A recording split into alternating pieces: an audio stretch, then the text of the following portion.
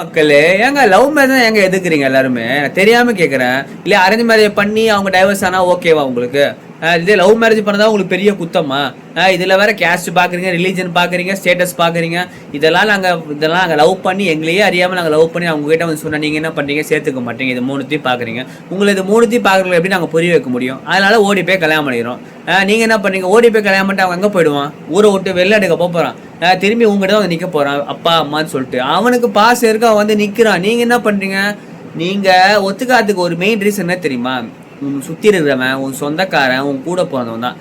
எவனா கேஸ்ட் பைத்தியமா இருப்பான், எவனா ரிலீஜன் பைத்தியமா இருப்பான், எவனா ஸ்டேட்டஸ் பைத்தியமா இருப்பான், எவனாச்சும் உன் மண்டையை கழுவினே இருப்பான் சேர்க்காதுன்னு உன் மைண்ட்ல ஏத்திக்கினே இருப்பான். எங்க ஊர் ஒதுக்கிற போது, சொந்தம் ஒதுக்கிற போது, கூட பிறந்த ஒதுக்கிற போறானே. பாதி பேர் வந்து பெத்த பிள்ளைங்களை ஓடி போய் கல்யாணம் பண்ணான்னு சொல்லிட்டு அவன் செத்தானா இருக்கானான்னு சொல்லிட்டு எதுவுமே பாக்குறது இல்லை. ஏங்க ஓடி போன பையன் கெட்டவனா இருந்தா என்னங்க பண்ணுவேன்? உன் பொண்ணு மாட்டிக்காது. இல்ல ஓடி போன பொண்ணு கெட்டவனா இருந்தா உன் பையன் மாட்டிக்காது. அதை ஏங்க யோசிக்க மாட்டீங்க? நீங்க தாங்க மெயின் ரெஸ்பான்சிபிள். காதல்ன்றது அவங்களுக்கு அறியாம வர உணர்வு தான் அது. நல்லா இருக்கன்னா அவன் சந்தோஷம், நல்லா இல்லைன்னா அது உனக்கு தான். நீ தான் உன் புள்ளைய விட்டு அவன் ஓடி போயிட்டான், அவன் தப்பு தான், அவனுக்கு அப்ப புரியல. ஆனா நீ பெத்தவன், நீ தான் பெத்து வளர்த்துருக்க, உனக்கு புரியணும். முதல்ல தெரிஞ்சுக்கோங்க எல்லாருமே. இதுக்கு நான் பசங்களை வந்து கரெக்டுன்னு சொல்ல, ஓடி போய் கல்யாணம் பண்ணணும், ஓடி போய் பண்ணுங்கலாம் சொல்லலைங்க.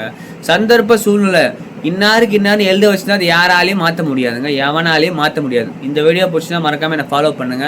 இல்லைங்க நீங்கள் சொல்கிறது தப்புன்னா கமெண்ட் பண்ணுங்க. இல்லை ரைட்டுன்னா யார் யார் உங்கள் வீட்டில் இந்த மாதிரி பண்ணலாம் அவங்களுக்கு ஷேர் பண்ணுங்க.